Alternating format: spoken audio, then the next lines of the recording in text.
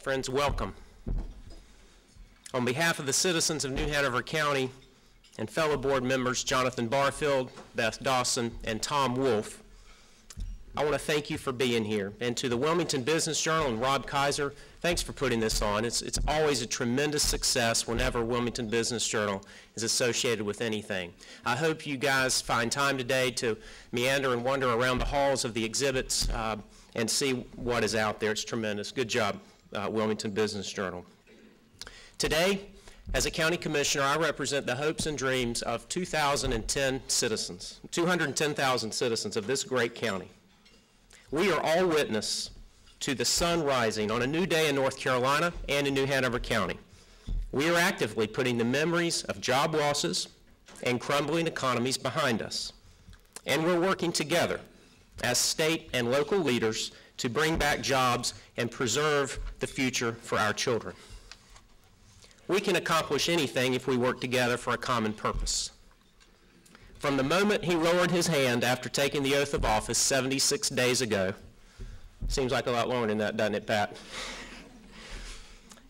Governor McCrory has spent countless hours doing just this, working collaboratively with leaders all over the state to synergize our economic policies and set the vision we need to lower our unemployment and unleash, his words, the potential we all share in this great state.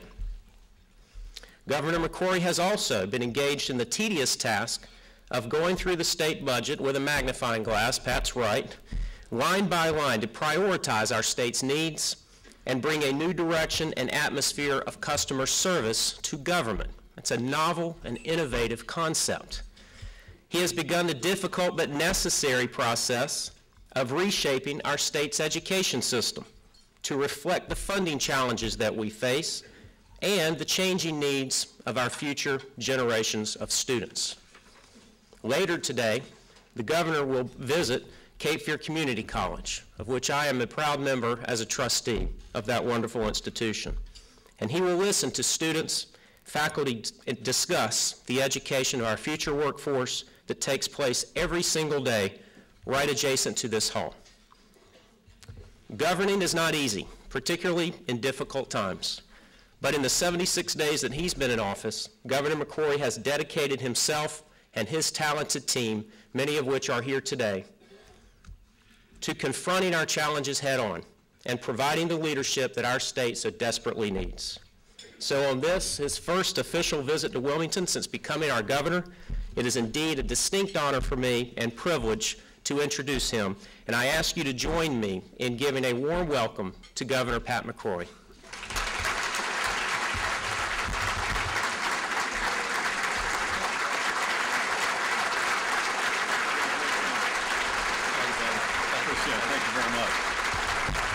Thank you all very much. First of all, to my fellow Catawba College graduate, Pat, you know what I loved about you, Pat? And this is what makes America great. This is what makes North Carolina great. This is what makes Wilmington great. It's entrepreneurs. Did you see the way she sold her services and her company? That's what it's all about. That's what it's all about. So, Pat, congratulations on your being an entrepreneur. I think that's great. And Woody, first of all, you did a great job in Raleigh in substituting for former Representative Ballantyne, Senator Ballantyne, and I'm telling you right now, you're doing a great job as chairman. You're at the front lines, and we appreciate your work, really do. I want to introduce a couple of other people in the audience. I know I'm going to miss someone, so I apologize, but I do want to first, I know Mayor Bill Sappho's in the audience. We used to serve together as mayor. Bill, glad to see you if you're not here. Are you here, Bill? Bill, good seeing you, buddy. Bill came to see me at the mansion about 2 weeks ago, ate all my food. We had a great time. I had all the mayors of the major cities in North Carolina come visit me about a week and a half ago, and Bill was representing you well and asking me some very good questions about Wilmington's economic development future and gave me an update on some of the great waterfront things that you're doing also. I was very, very impressed. I also have some people from my administration here, and the most important, and I'm So glad to have him here. The Secretary of Transportation, Tony Tata. Please give a round of applause for Secretary Tata. Let me tell you about this guy. I interviewed him. He was Wake County Superintendent of Schools. He has an experience in Iraq and Afghanistan where he served as a general. And I was interviewing him either to be my education policy advisor or to be in charge of public safety.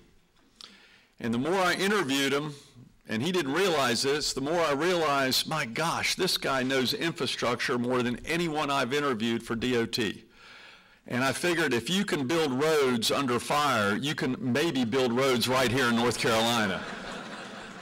And he is doing an outstanding job. In fact, he's here for a meeting in about an hour and a half or so with the Port Authority, where we're developing a 25-year plan for North Carolina on transportation, which includes the airports, the water ports, all roads, rail, and transit.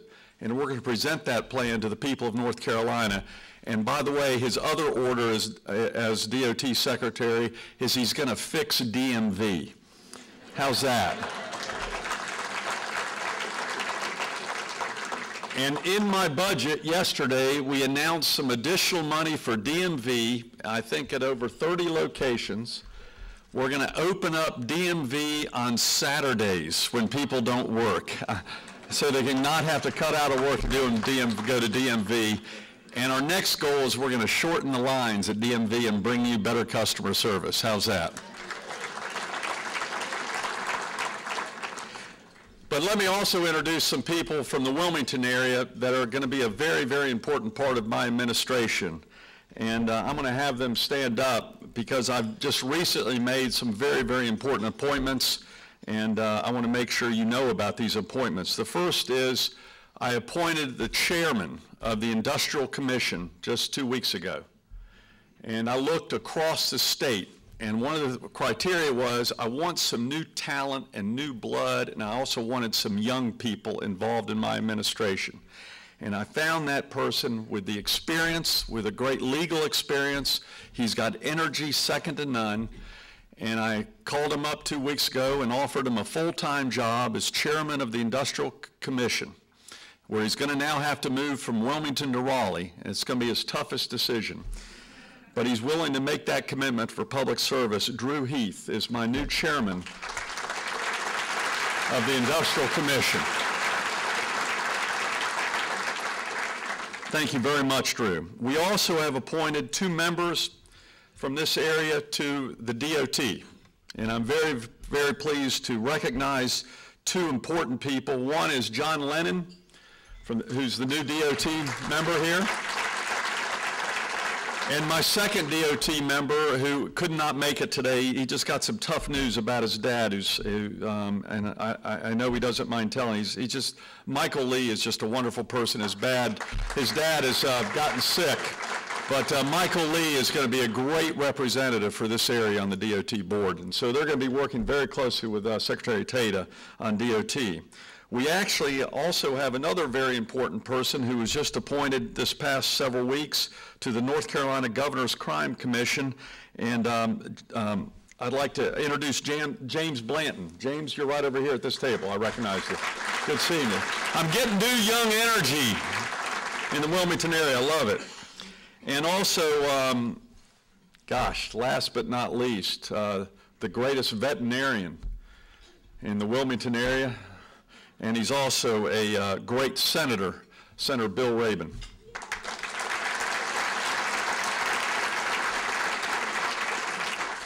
There is one other person that did help bring me here today, and he doesn't like to be recognized, but let me tell you this.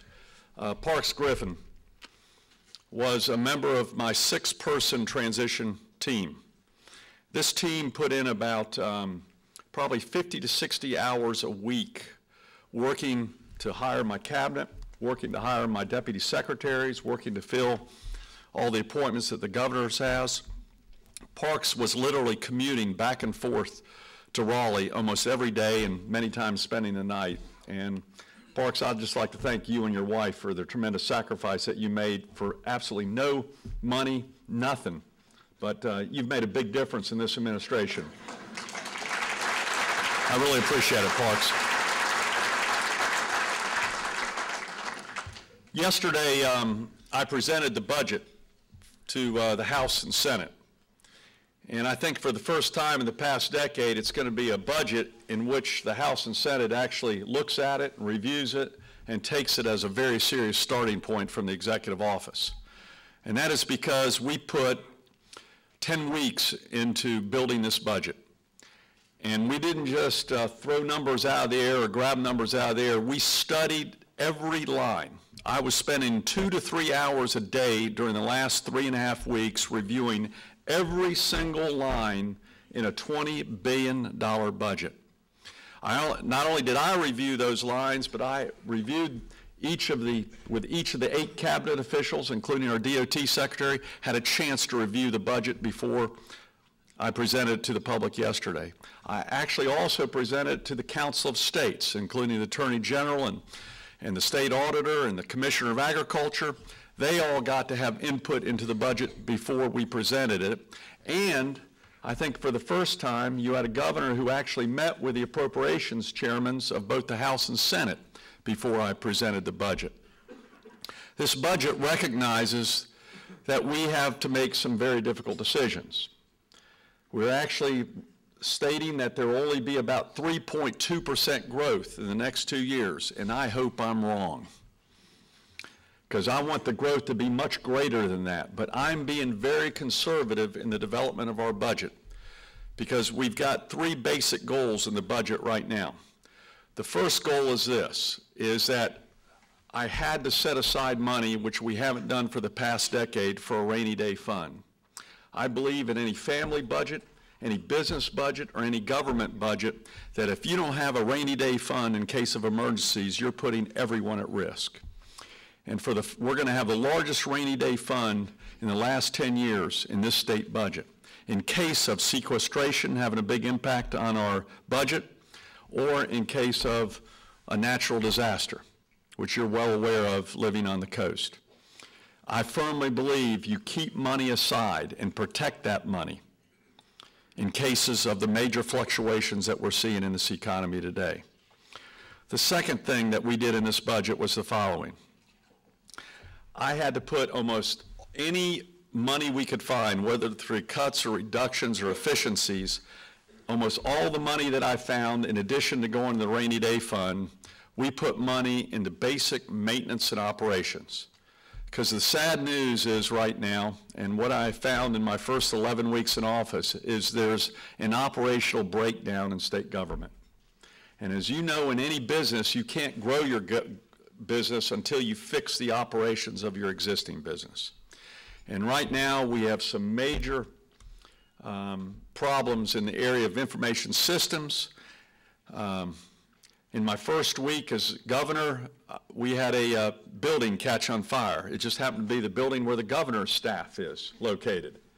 And it was in the administration building right next to the state legislature. It started in a closet with computer equipment.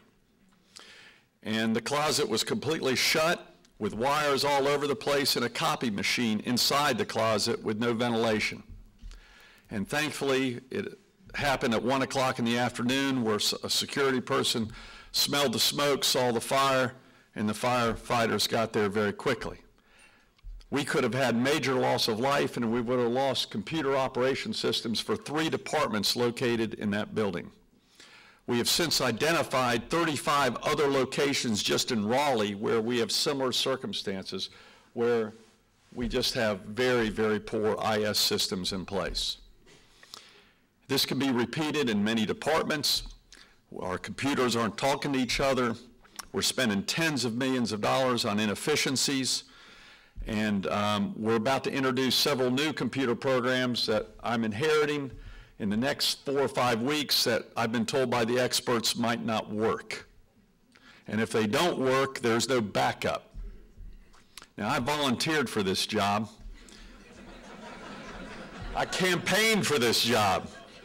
And I was hoping to spend time in my first 11 weeks on creating a new vision for North Carolina, developing a strategy to get there, and implementing some great legislation to reach those goals.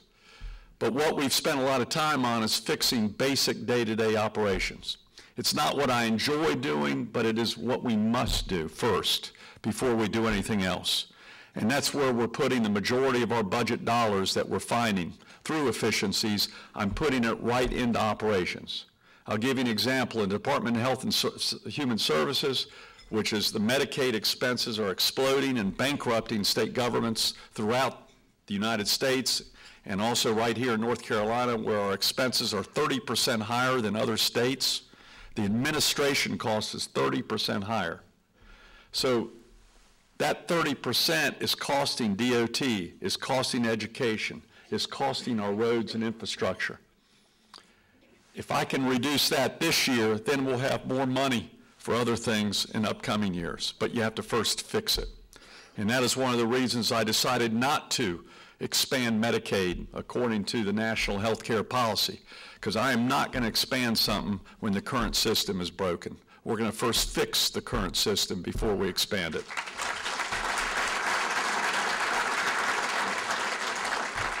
So in this budget, I read a review today, they said, well, there's no legacy project in the budget that they'll remember Governor MCCRORY for.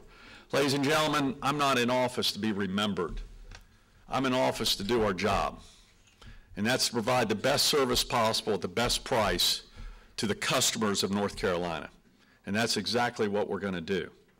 So we're concentrating on three basic areas. I'm focusing 95% of my attention on three areas.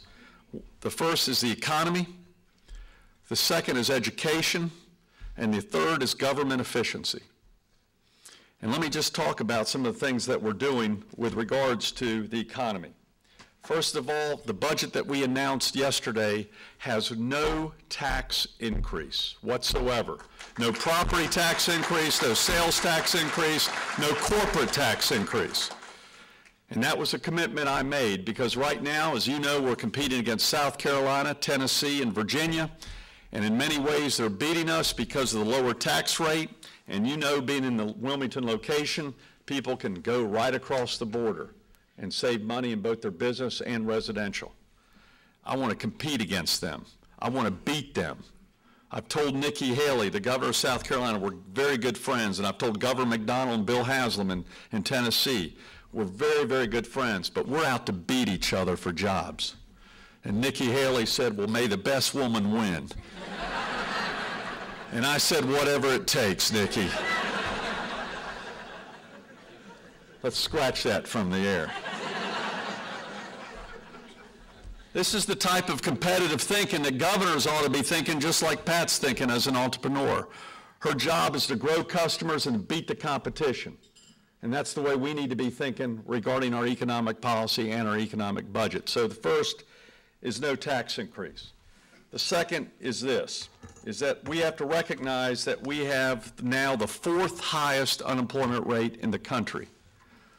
This is North Carolina. This is our North Carolina. Has the fourth highest unemployment rate in the country. Ladies and gentlemen, we ought to be in the top four, not the bottom four, with the resources and quality of life that we have.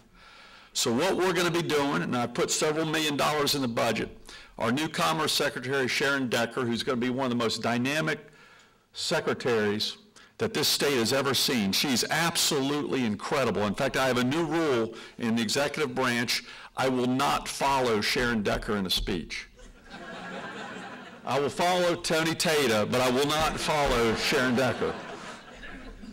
But I'm telling you what Sharon's going to do is we're going to completely reorganize the Commerce Department.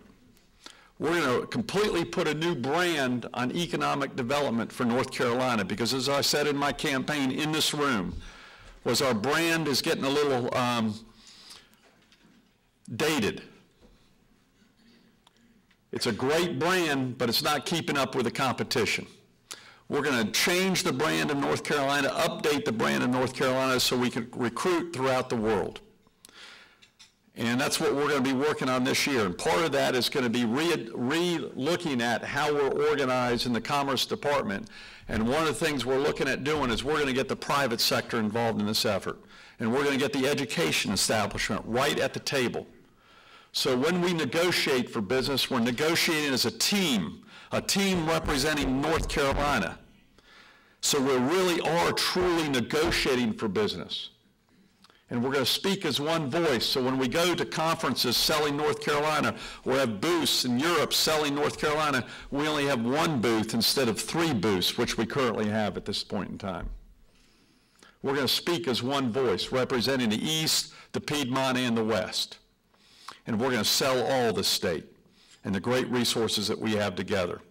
So in our budget, we're going to be developing this new plan, and we're going to be involving all of you in this plan. We're also going to be looking at recalibrating our incentive programs to ensure that the resources are allocated in a negotiated way and with measurable results, and their goal is to both retain and grow jobs here in North Carolina.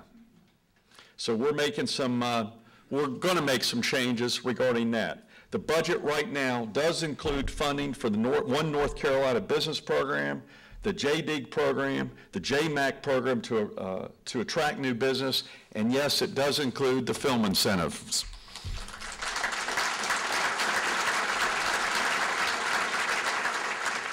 But we are examining everything. Everything has got to be on the plate to say how we're recruiting and retaining business in North Carolina, because if you're the 4th highest unemployment rate in the country, that's probably a signal maybe the way you've been doing things for the past 30 years isn't working. And you got the first job of a leader is to admit you have a problem. We have a problem, but by gosh, we're going to get out of it, and we're going to be even stronger in the long run. Let me also talk about a few other things, and that is education. As I traveled across the state, I saw that there was a disconnect between education and commerce. The reason I know this is with a high unemployment rate, I'd go to some counties and meet with a company. And I go, how's it going? And they go, well, we have job openings and we can't find qualified employees to fill the job. And I'm going, how's that? You have 16% unemployment in your county. And they go, we don't understand it either. That means there's a disconnect between education and commerce. And I'm going to ask for your help in the commerce area, and the education people are in here, is we've got to start talking with each other. Commerce has got to tell education, what do we need in order to get people in jobs? And education's got to tell commerce, this is the resources we need to make it happen. They cannot now be in 2 different silos, not talking to each other and having this disconnect. We're going to bring them together. There are examples of where there is connection in certain regions, but there ought to be a strategic approach to put us all together as one team. The other thing that I'm looking at is this, is that we right now have 4 silos in education.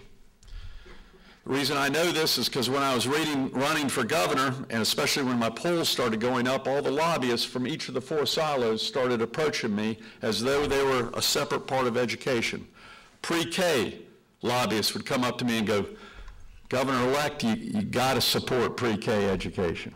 That's the most important thing in education. Don't forget us now. And by the way, in our budget, we just increased pre-K education by about 10 to 15%, so we can help more young kids be viable for 1st and 2nd grade. But then I also had the K through 12 people come up to me and say, Governor, we need more money in K through 12. You need to put more emphasis in this. We need revision in this. And then the 2-year tech people would come up to me and go, Governor, 2-year tech is the most important thing in education. We need help.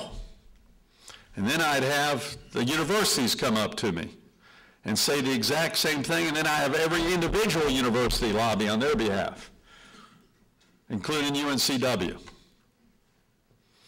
And I started recognizing and telling each of these people that would approach me, we're all part of the same team. And we need a systematic process to work together as one team. And until we do, we are not going to have one unified system and one unified education brand for North Carolina that I can sell to industry. Both here and industry, we're trying to recruit to North Carolina. And that is my goal, not only to have an economic brand for North Carolina, but to have an education brand for North Carolina. So next week, I believe it's next week or in a week and a half, we're going to have the Education Board meet for the first time in 3.5 years. It's by state statute, and they have yet to meet in 3.5 years. I'm going to bring together the head of the university system, the head of the community college system, the head of Health and Human Services, which does pre-K, the head of the private college school system together, and one other group, the head superintendent of schools, all in one meeting. And I'm going to lead the meetings from here on out, and we're going to meet constantly. And we're going to develop a brand, objectives, and results for all of our education. And then when we do the next budget, I'm going to bring all of them into one room, and we're going to do the budget together for education.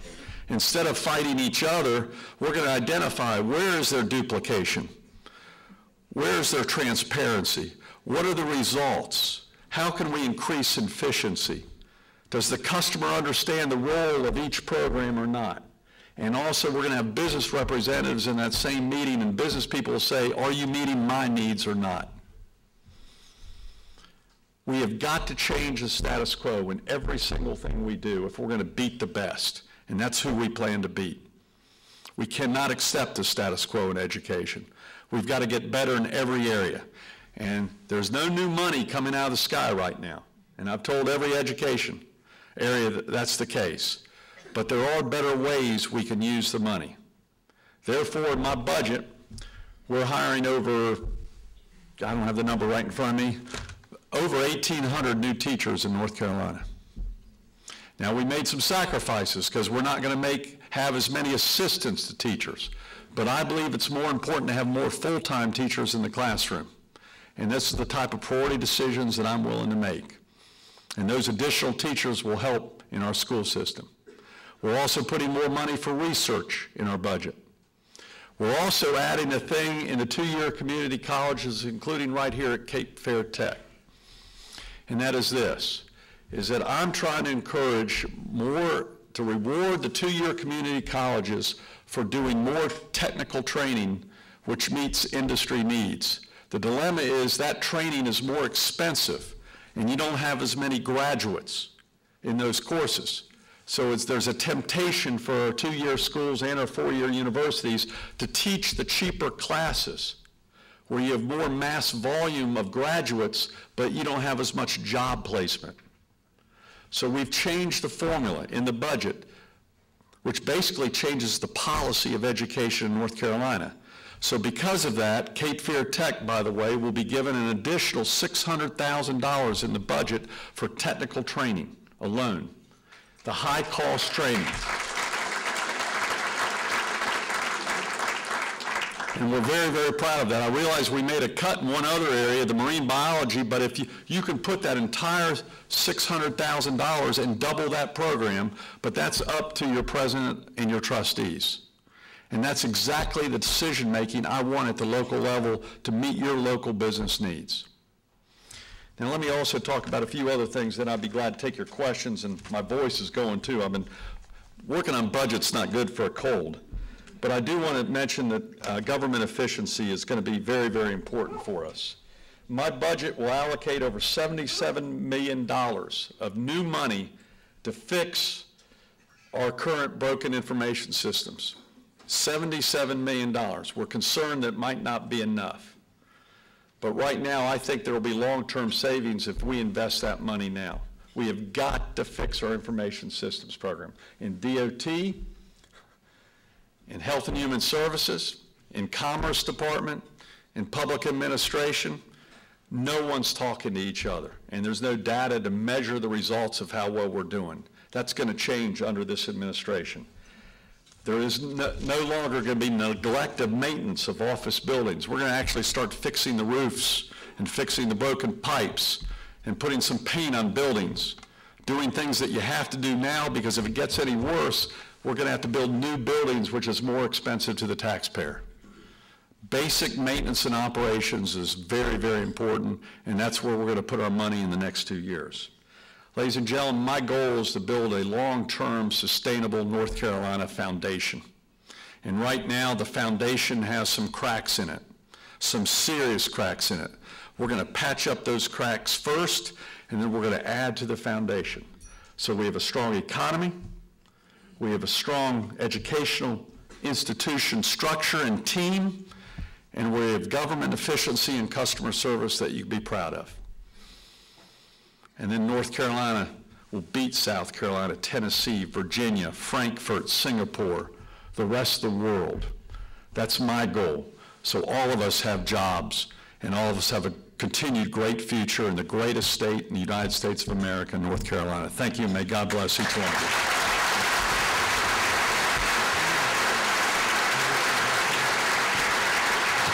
Thank you.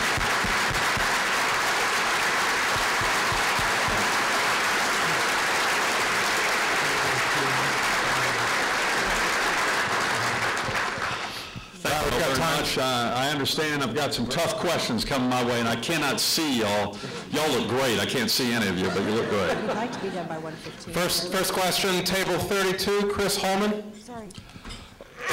Governor, recently in the Wilmington paper, there was word of the income tax might go away with a state sales tax. I'm wondering if that can happen by next quarter, and how well are you working on that?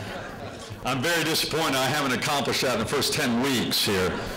I think you'll see in the next 2 weeks several plans in both the House and Senate and out of the executive branch.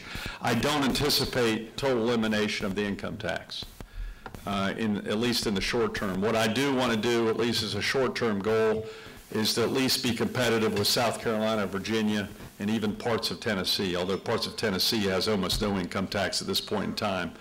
So I think you're going to see a rollout of a new tax system in North Carolina that's over 60 years old.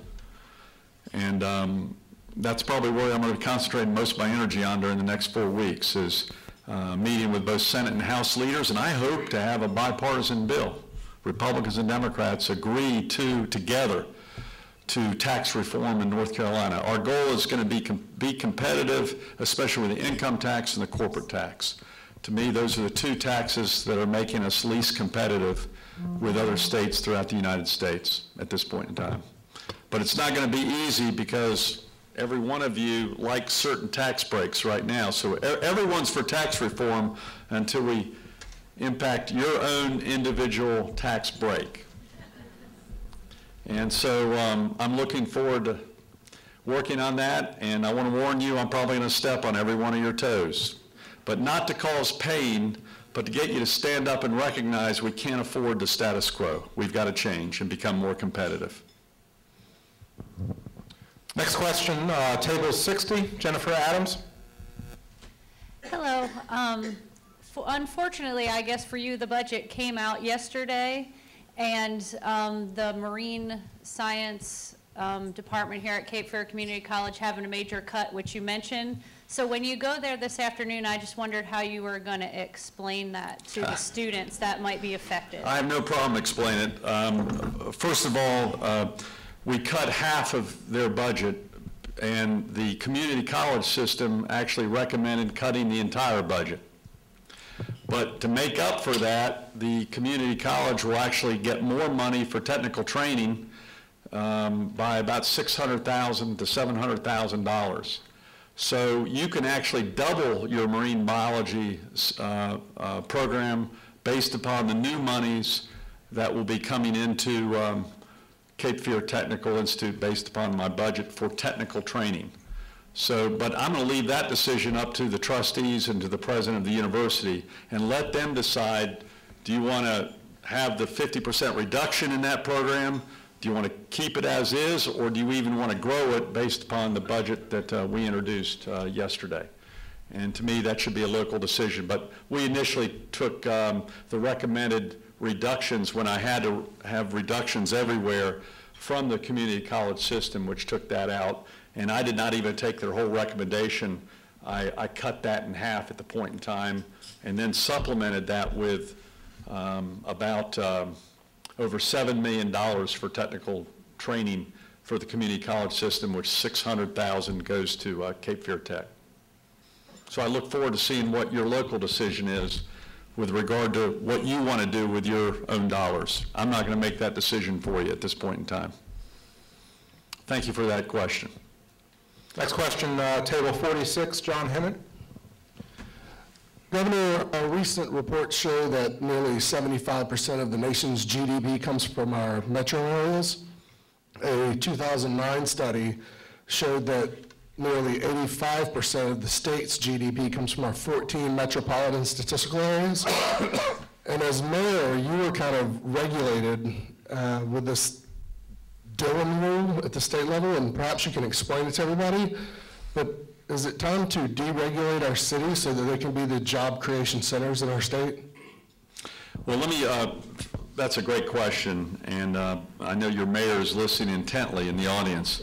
Let me first say, I also have a major challenge in the rural areas.